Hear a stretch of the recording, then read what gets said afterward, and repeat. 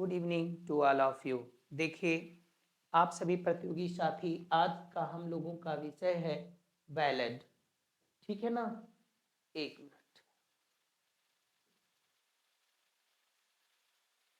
देखिए, इससे पहले मैं आप लोगों को एलजी और आप लोगों को एपिक पढ़ा चुका हूं। आज का विषय क्या है हम लोगों का? लेवल 1 के तहत बैलेड।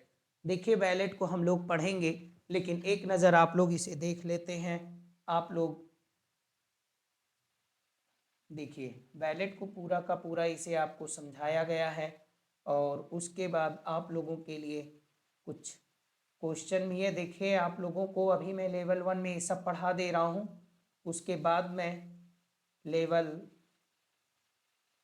2 में आप लोगों को ढेर सारी आप लोगों के लिए एमसीक्यूज लाए जाएंगे। ठीक है ना जी? ताकि आप लोगों की तैयारी एकदम परफेक्ट हो सके। ठीक, तो हम लोग आते हैं अपने विषय पर विदाउट एनी डिले।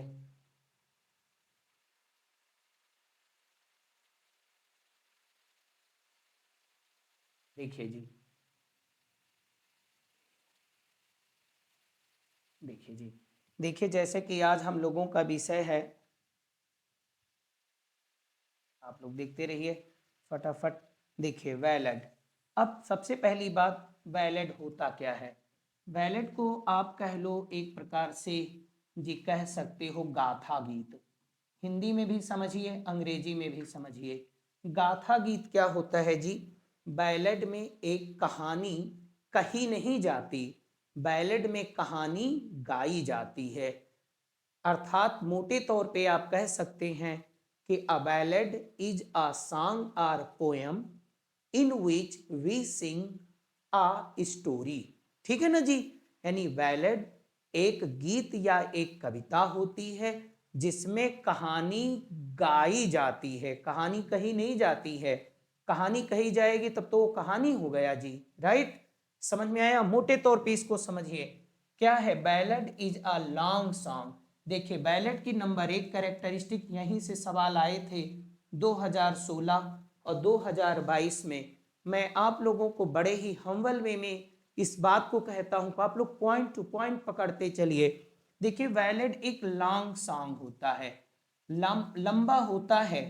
ध्यान दीजिएगा, आप इस बात को थोड़ा सा नोटिस करिए, बहुत नोटेबल पॉइंट है। यानी लिरिक से बड़ा, लिरिक से बड़ा, हिंदी अंग्रेजी दोनों में किसी भी तरह से अपने दिमाग में बसाने की कोशिश करो, परंतु एपिक से छोटा। यानी लंबा होता है लेकिन एपिक जितना बड़ा नहीं होता कि 4-6-10 किताब में हो। ठीक है ना जी? और लिरिक से थोड़ा सा ये बड़ा होता है, समझने की कोशिश करो। तो ballad is a long song or poem that tells a story, जो एक कहानी बताता है। ठीक है ना? जिसमें कहानी बताई जाती है, या आप यूं कह लें कि कहानी को गाता है या कहानी को कही जाती है, यानी कहानी गाई जाती है। ठीक है ना जी? इस बात को आप समझिए जरा फटाफट। आगे हम लोग ध्यान देते हैं दूसरे पॉइंट पे। एक पॉइंट तभी मैं आपको सारे पॉइंट समझाते रहूंगा। देखिए, a ballad is a narrative in nature, यहाँ पे भी क्वेश्चन बनेगा। यानी बैलेड में एक नैरेटिव होता है। यानी कि नैरेटिव आप जानते हो, नरेट माने वर्णन करना, कहानी कहना। कहानी कहना को मतलब आपको एक एपिक में मैंने बताया था रिकाउंट। रिकाउंट का मतलब ये होता है किसी कहानी को कहना।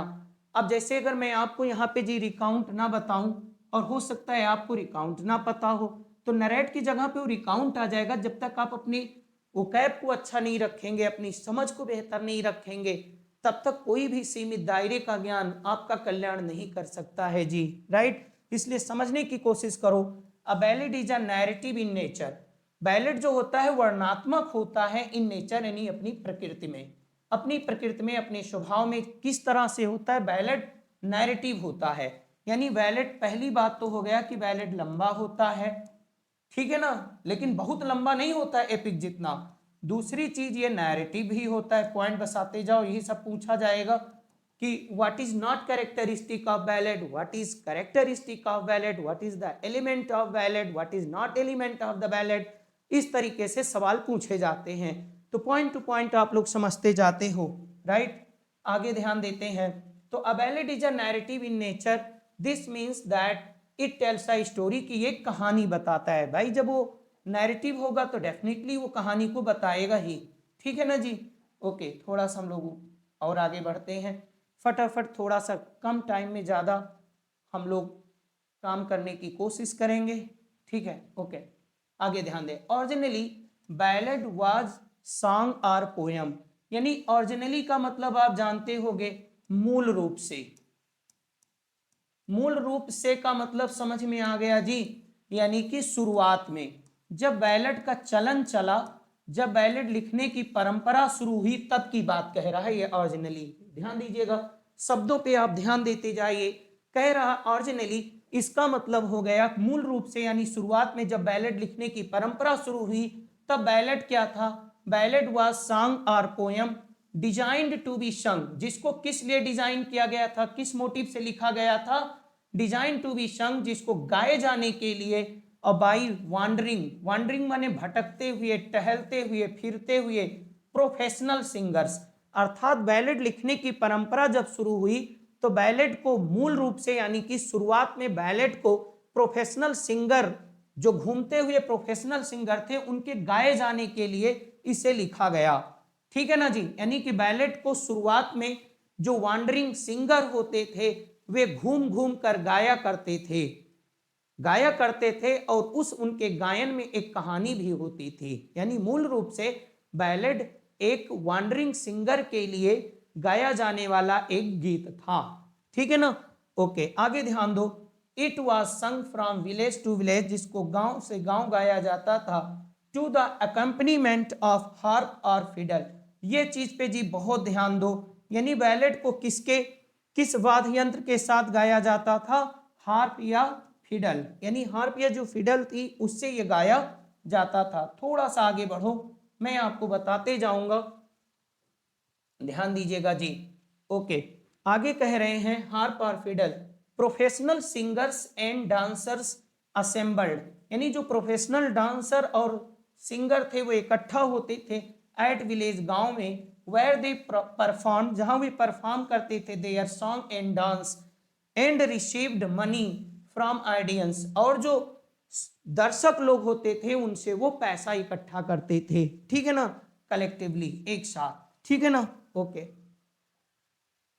अब आप समझ चुके होंगे कि वैलेट के बारे में आप फिर से समझने की कोशिश करो, यानी वैलेट को पॉइंट टू पॉइंट आप लोग समझिए। वैलेट क्या होता है? लॉन्ग पोयम और song that tells a story. एक पॉइंट, वैलेट क्या था? शुरुआत में प्रोफेशनल सिंगर इसको गाते थे, गांव गांव घूम के गाते थे, और एक पेशेवर होते थे, और वे इसको परफॉर्म करते थे और लोगों से पैसा इकट्ठा करते थे, यानी कि ये उनका प्रोफेशन था। तीसरा पॉइंट याद करने लायक है जी कि बैलेड जो है वो हार्प और फिडल नाम के वाद्य यंत्र के साथ गाया जाता था, ठीक है ना जी। यानी वाद्य यंत्र का नाम आपको याद होना चाहिए, और वो वाद्य यंत्र कौन से थे जी? हार्प और फिडल। ध्यान दीजिएगा, आगे बढ़ते हैं। As for the question of theme of ballad is, जहां तक बैलेड के थीम का सवाल है कि बैलेड की थीम क्या होती थी, it has no particular theme, इसकी कोई पर्टिकुलर थीम नहीं हुआ करती थी। हिस्टोरिकल और लीजेंडरी हीरोज एंड नाइट्स, यानी जो लीजेंडरी हीरो या नाइट या heroic deed, battles and some calamities, tales of the adventure और थीम ऑफ द बैलेड, यानी बैलेड की कोई पर्टिकुलर थीम नहीं हुआ करती थी, लेकिन फिर भी जो लेजेंडरी और हिस्टोरिकल जो नाइट सामंत होते थे, है ना, और जो हीरो होते थे, उनकी वीरता की कहानी, उनके दर्द की कहानी, और कोई भी जो आपदा होती थी या कोई युद्ध का वर्णन, यही सब जो है वो बैलेड की थीम हुआ करती थी, ठीक है ना जी। आप लोग समझने की कोशिश करिए फटाफट, ध्यान दीजिएगा। एक नजर हम लोग फिर से डाल लेते हैं, उबिए नहीं, बिल्कुल ध्यान दीजिएगा जी। जरा मैं लिख रहा हूं, इसको ध्यान दो, ध्यान दीजिएगा जी। इसको टाइप नहीं किया गया है, बैलेट। तो बैलेट क्या होता है जी? सबसे पहले आप रखो लॉन्ग होता है। दूसरी चीज अपने दिमाग में बसाते जाओ कि ये नैरेटिव भी होता है, यानी कहानी भी कहता है, ये इसमें कहानी कही जाती है, यानी हम ये बोले कि कहानी कही जाती है थोड़ा सही नहीं होगा, आप यूं कहिए कि कहानी गाई जाती है, क्योंकि बैलेड एक गीत है, ठीक है ना जी।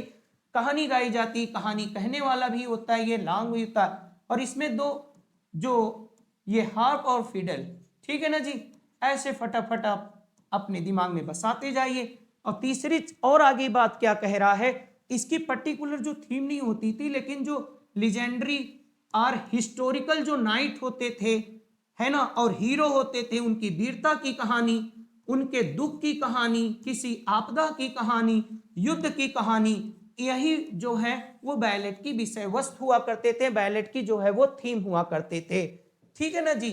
ओके, आगे भी हम लोग बात करेंगे। इसको बात करते हैं, इसको बात नहीं किए हम लोग, ध्यान देना, चला जा रहा था। देखिए, कह रहे हैं notable point about ballad is that, यानी बैलेड के बारे में जो नोटेबल पॉइंट है वो क्या है, रिमार्केबल पॉइंट, यानी ध्यान देने वाला जो महत्वपूर्ण बात है, इसके बारे में रिमार्केबल पॉइंट क्या है, नोटेबल पॉइंट। अभी मैं आपको अंत में एक एक पॉइंट को एक साथ बता दूंगा जी, आप लोग थोड़ा पेशेंस के साथ देखिए।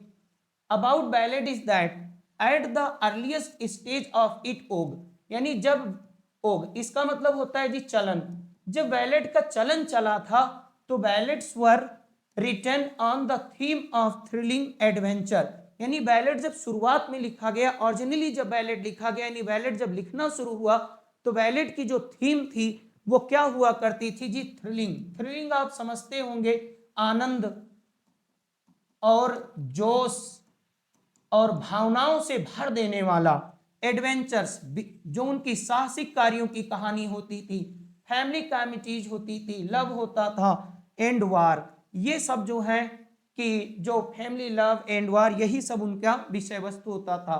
The tale of ballads evoked feelings, यानी जो बैलेट की जो कहानी होती थी इवोक पैदा कर देती थी फीलिंग्स ऑफ ऑ, भय का, सिंपैथी एंड सस्पेंस, ये सस्पेंस और सिंपैथी और भय को पैदा करने वाली, यानी उनको जगाने वाली होती थी, ठीक है ना जी।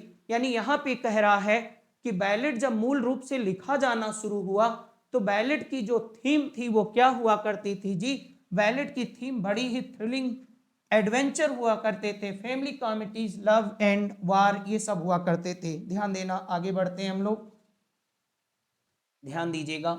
फिर कहते हैं बैलेड इज रिटन, ध्यान दीजिएगा जी, ballad is written, ballad is written in a particular metre. देखिए बैलेड जो होता है एक पर्टिकुलर मीटर और स्टैंजा फॉर्म में लिखा जाता है।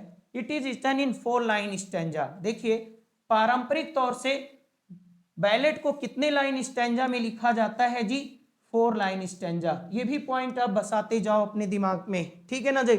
These stanzas are called quatrain, इनको क्वार्टेन कहा जाता है। ध्यान दीजिएगा, कहते हैं the first and third lines are written in iambic pentameter.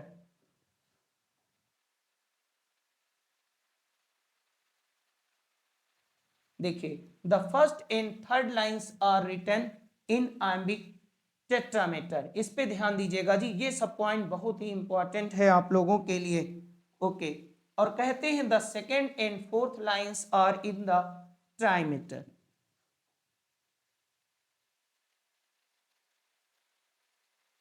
ट्राईमीटर, ठीक है ना जी। यानी यहाँ पे आप थोड़ा ध्यान दीजिएगा। देखिए कह रहा है फर्स्ट और थर्ड जो लाइन होती है, यानी पहली, एक मिनट जी, देखिए जो कह रहा है फर्स्ट और जो इसकी थर्ड लाइन है ये कैसे लिखी जाती है, पहली और तीसरी, एक इसमें लिखी जाती है टेट्रामीटर। टेट्रामीटर आप समझ ही रहे होंगे लोग, राइट। आगे ध्यान देते हैं, और the second and fourth lines are in the trimeter, ठीक।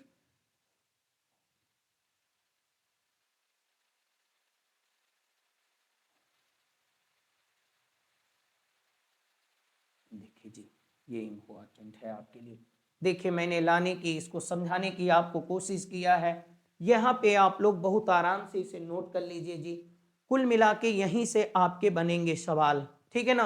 यानी बैलेट की जो कैरेक्टरिस्टिक है, कैरेक्टरिस्टिक आप जानते होंगे, विशेषताएं, यहीं से सवाल बनने की संभावनाएं हैं। विशेषताएं जी क्या है, बैलेड एक शॉर्ट स्टोरी, बैलेड जो होता है एक कहानी कहता है, वो कहानी जो होती है एक शॉर्ट स्टोरी को बताता है। बैलेड जो होता है एक नैरेटिव पोयम होती है। बैलेड जो होता है ऑब्जेक्टिव इन नेचर होता है। देखिए जब कोई भी कहानी कही जाएगी तो ऑब्जेक्टिव होगा। ऑब्जेक्टिव का मतलब कभी जो कहानी में तथ्य हैं उन्हीं की बात करेगा, वो अपनी भावना अपनी इमोशन को नहीं कुछ उसमें व्यक्त करने लगेगा। राइट जी, समझो। और ये इम्पर्सनल इन टोन होता है। भाई पर्सनल क्या होगा, पर्सनल तो होगा नहीं, वो इम्पर्सनल इन टोन होता है। ये सब पूछे गए हैं जी, आप लोग इस पे ध्यान दीजिएगा।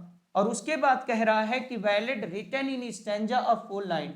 बैलेड कितने स्टैंजा में लिखे जाते थे जी पारंपरिक तौर पे? 4 लाइन स्टैंजा में, ठीक है ना जी। और इसकी ये चीज पे जरा ध्यान दीजिएगा जी, ये बहुत ही इंपॉर्टेंट है आप लोगों के लिए। जरा समय, हाँ देखिए इसका जो क्या है ABCBRABAB, इस चीज को आप लोग नोट करके रखिएगा। इसकी राइमिंग स्कीम है जी। ये कौन सा डिक्शन होता है? डिक्शन आप लोग समझिए एक एक पॉइंट टू पॉइंट। डिक्शन का मतलब हो गया शब्द चयन, ठीक है ना। जो शब्दों का चयन किया जाता है वो एक कॉमन लैंग्वेज का होता है, मतलब कि आम बोलचाल की भाषा का भी यूज किया जाता है। कॉमन डिक्शन होता है, बहुत वेरी स्टिल्टेड फॉर्म में नहीं लाया जाता, स्टिल्टेड फॉर्म में नहीं लिखा जाता, ठीक है ना जी। ओके चलिए आगे ध्यान देते हैं आप लोग। देखिए बढ़िया, देखिए ये सब आपके टाइटल हैं।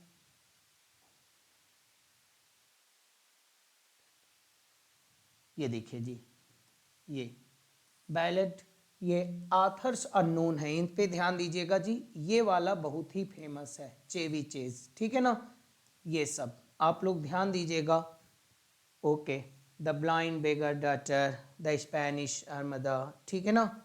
ओके, इस पे आप लोग ध्यान दीजिए, ध्यान दीजिए। वाल्टर स्कॉट का है ये वाला,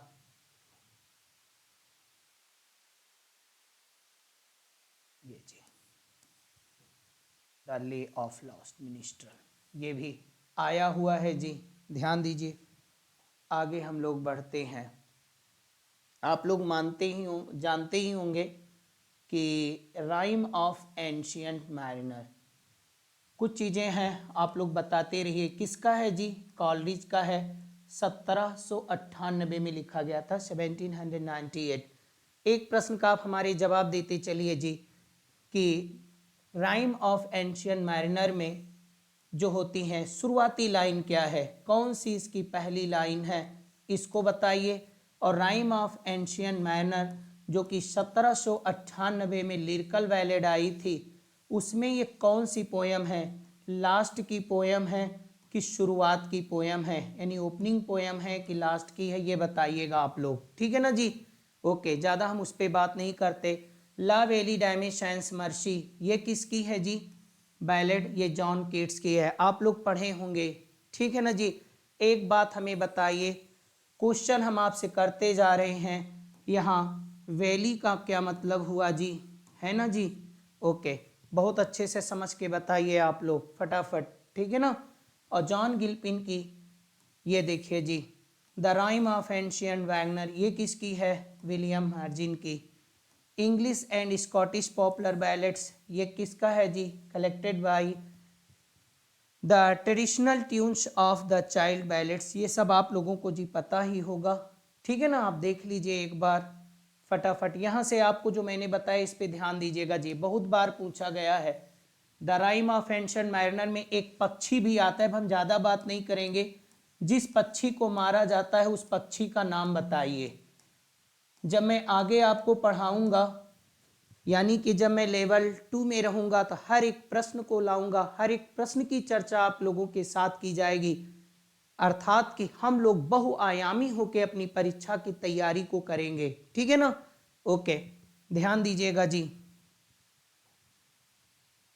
देखिए आगे, अब आप लोगों के लिए क्वेश्चन आ गए जी, जरा ध्यान दो फटाफट आप लोग। Originally the ballads were written for, ballad जो लिखे गए वो किसके लिए लिखे गए जी? एक्टिंग के लिए? नहीं जी, एक्टिंग के लिए नहीं लिखे गए। सिंगिंग ओनली कि डांसिंग ओनली? अब ये क्या हुआ, सिंगिंग एंड डांसिंग। देखिए मोस्ट कंफ्यूजिंग क्वेश्चन इसी तरह से बनते हैं, बहुत पटल के क्वेश्चन हैं, यानी सरफेस के सवाल हैं, बहुत गहराई में नहीं गए। लेकिन देखिए चाहे सवाल बहुत गहराई से पूछे गए हों, चाहे सवाल ऊपर से पूछे गए हों, बिल्कुल सतही सवाल हों, लेकिन उनकी वैल्यू जो होती है वो सेम होती है। अगर हमारे एक भी सवाल गलत होंगे तो ये हमको कंपटीशन से बाहर का रास्ता दिखा सकता है जी, राइट। तो जैसा कि मैंने बताया आपको शुरुआत में, इस शब्द को जरा पकड़िए जी। ओरिजिनली का मतलब ही हो गया मूल रूप से, यानी कि जब ये हो गया शुरुआत में, जब वैलिड लिखने का चलन चला, जब वैलिड लिखने का फैशन चला, जब वैलिड लिखने की परंपरा शुरू हुई, तब वैलिड किस चीज के लिए था, ये गाया भी जाता था और नाचा भी जाता था, ठीक है ना जी। अब आप हमें बताइए म्यूजिकल इंस्ट्रूमेंट का नाम बताइए, किस म्यूजिकल इंस्ट्रूमेंट के साथ इसे गाया बजाया जाता था। आगे बढ़ते हैं हम लोग, फटाफट दूसरे सवाल पे आते हैं जी। कुछ प्रश्नों के जवाब आप लोग देंगे जी, ठीक है ना, ओके, जुड़िए, बहुत ही अच्छा होगा आप लोगों के लिए। देखिए फिर कह रहे हैं originally ballad was a dance song. देखिए प्रश्न में भी आपको कुछ ना कुछ सीखने को मिलेगा, ये सब पॉइंट को एकदम दिमाग में बसाते जाओ कि originally ballad was a dance song. अब कभी कभी आपसे ऐसे भी पूछ सकता है कि बैलेड क्या है, बैलेड इज, देखिए ऐसे भी सवालों बना सकता है, ballad is a song only. फिर लिख सकता है डांस सॉन्ग। ध्यान दीजिएगा जी, यही सब सवाल को ऐसे ही घुमाए जाते हैं। और वैलिड अ स्टोरी, क्लियर, और डी में लिख देगा जी नन ऑफ दीज, ठीक है ना जी। ऐसे ही सवाल आएंगे आप लोगों के सामने, आप लोग पूरी तरह से तैयार रहिए। Originally ballad was a dance song, it was design to be sung by a strolling. Strolling का मतलब आप समझ रहे हो जी, स्ट्रॉल का मतलब ही होता है इधर उधर घूमना और टहलना, फिरना। फिरना जानते हो, जैसे हम लोग कहते हैं चलिए कहीं घूम फिर के आए, फिरना, ओके। बैंड, बैंड का मतलब ही जी होता है ग्रुप, ठीक है ना जी, ओके। लेकिन आप हमें बताइए बैंड किसको कहा जाता है, बैंड किसका ग्रुप होता है। सारी चीजों की चर्चा करते चलेंगे, एक एक तीर से चार चार छह छह निशाने लगाने की कोशिश किया जाएगा ताकि आप लोग अपनी परीक्षा में सफलता को सुनिश्चित कर सके। मुझे बताइए बैंड हम किसको कहते हैं, तुरंत आपको पता होना चाहिए कि group of singer, group of singer, ठीक है ना जी। जो म्यूजिशियन जो होते हैं उनके ग्रुप को हम लोग बैंड कहते हैं। तभी तो आपने सुना होगा, दिमाग में बसाइए, बैंड पार्टी, ठीक है ना। हम लोग बैंड पार्टी वाले को बुलाते ही नहीं शादी ब्याह में, ओके। तो band of singers to the accompaniment of the musical instrument. बताइए वही चीज जो अभी आपसे पूछा गया था, किस म्यूजिकल इंस्ट्रूमेंट के साथ इसे गाया बजाया जाता है। तो लायर नहीं जी, गिटार नहीं जी, मैंडोलिन नहीं जी, हार्प और फिडल, ठीक है, ओके। तीसरे सवाल पे आते हैं। बहुत देखिए, ballad can be defined as, ballad को डिफाइन किया जा सकता है नैरेटिव पोयम। क्या ये नैरेटिव पोयम होती है, यानी कि कोई कहानी गाती है क्या, okay. A poem telling story, तुमने कहा यस सर ये नैरेटिव होती है। अ पोयम टेलिंग स्टोरी एक कविता होती, कहानी कहने वाली एक कविता होती है। और कह रहे हैं poem design to be sung the story of love, loss of something, battle, some historical exploits. Exploits क्या है जी, तुरंत आप समझते रहिए, नहीं कहीं एक्सप्लॉइट्स नहीं लिखा होगा तो ये लिखा होगा हीरोइक डीड्स, हीरोइक डीड ही जी है ये, ठीक है ना, ओके, समझते रहिए एटसेट्रा। तो क्या है इसमें, ऑल ऑफ दीज, ये सब सही है जी। ये बहुत वेरी वेरी इंपॉर्टेंट क्वेश्चन, ये मतलब वैलिड नैरेटिव ही होता है, a poem telling a story भी होता है, ठीक है, समझ गए होंगे आप लोग। ध्यान से देखिए, ये सब बात अभी मैंने ऊपर आप लोगों के साथ डिस्कस किया है जी। आगे ध्यान दीजिएगा, okay. Ballot tales a story in, देखिए बैलेट किस तरह से कहानी को बताता है, पर्सनल कि इम्पर्सनल होती है कि both and in A and B कि नन ऑफ दीज। चलिए आप लोग बताइएगा, मैंने बताया है टोन, अभी ऊपर बताया था कि बैलेट लिखते समय टोन क्या होता है, मैं टोन को भी बताऊंगा, आप लोग बने रहिएगा। अगली वीडियो जब आएंगी तो मैं टोन क्या है, मूड क्या है, ये सब आप लोगों को मैं समझाऊंगा, ठीक है ना जी। थीम क्या है, सारी चीजें आप लोगों को मैं एक एक करके डिस्कस करूंगा। ओके, तो बताइए किस टोन में लिखा जाता है। आप लोग ऊपर जाइएगा, वीडियो को पीछे कीजिएगा, पता चलेगा। ओके, आगे लिखा है जी, देखिए मैंने लिख भी रखा है आप लोगों के लिए। ओके, टोन होता क्या है। ओके, ध्यान देना, tone refers to a quality of someone's voice. किसी की आवाज की जो क्वालिटी होती है, which shows what someone is feeling और थिंकिंग। मतलब टोन को हम लोग कहते हैं क्या जी, टोन। टोन एक प्रकार से जो होता है भाव होता है, और भाव क्या है जी, लहजा। लहजा शब्द सुने होंगे ना। कह रहा है कि tone refers to a quality of someone's voice. किसी की आवाज की जो क्वालिटी है, जो कि ये बताती है, जो ये सजेस्ट करती है कि व्यक्ति क्या सोच रहा है, उसका भाव क्या है, उसका लहजा क्या है, ये चीज होती है टोन। जैसे मैं एक समझाता हूं आपको, जैसे आपने मेरे से कहा कि सर थोड़ा जल्दी पढ़ाइए, सर थोड़ा तेज पढ़ाइए, तो मुझे थोड़ा सा बुरा लग सकता है क्योंकि you are speaking in commanding tone, क्योंकि आप एक आदेशात्मक लहजे में बोल रहे हैं जी। तो आप कैसे बोल रहे हो जी, कमांडिंग टोन। उसी में आपने इस शब्द का प्रयोग कर दिया, प्लीज, कि सर कृपया आप थोड़ा तेज पढ़ाइए, तो ये बात मुझे बुरा नहीं लगेगा, या बात मुझे हर्ट नहीं करेगी, क्योंकि you are speaking in requesting tone. आप अनुरोधात्मक लहजे में बोल रहे हैं, और वही चीजें आपने, ये सब हमारे लोगों का लहजा बदल जाता है, यानी बात का असर उसके टोन के हिसाब से होता है। इतना मैंने डिस्कस कर दिया। फिलहाल अगली वीडियो में हम आपके साथ जब टोन पढ़ाएंगे तो पॉइंट टू पॉइंट आप लोगों के साथ में डिस्कस करूंगा, ठीक है ना जी। वैसे आप समझ चुके होंगे टोन। टोन क्या होता है, टोन समवंस, किसी की व्यक्ति की आवाज की गुण होते हैं, जो ये बताता है कि वो क्या फील कर रहा है या क्या सोच रहा है। समझ गए होंगे आप लोग, समझिएगा, ध्यान दीजिएगा। आगे मैं बढ़ता हूं, ध्यान दीजिएगा आगे। देखिए, ला वेली डैमेशंस मर्सी।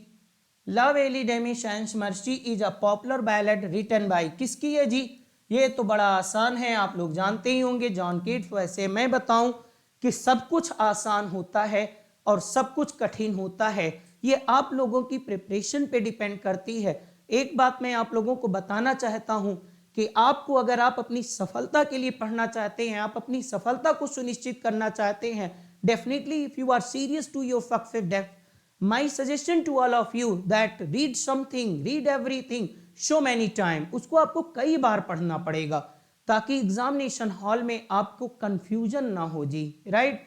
क्योंकि ऐसा नहीं है कि जब हमारा 2-4 सवाल सही हो जाता है हम उस पार हो जाते हैं। देखिए जी, जिसका 2-4 सवाल ज्यादा सही है, इधर सफलता है, और इधर इस पाले में क्या है जी, असफलता है। देख रहे हैं जी, अगर 2-4 सवाल किसी का सही है, कोई यहाँ आ गया और कोई व्यक्ति यहाँ रह गया, जो यहाँ आ गया वो बड़ा जीनियस कंसीडर किया जाएगा, और जिसको यहाँ नहीं आया उसको माना जाएगा कि उसने मेहनत ही नहीं किया। तो आप लोग अपनी कंफ्यूजन को बिल्कुल दूर करिए, बिल्कुल कंफ्यूजन नहीं होना चाहिए, पॉइंट टू पॉइंट हमारा क्लियर होना चाहिए।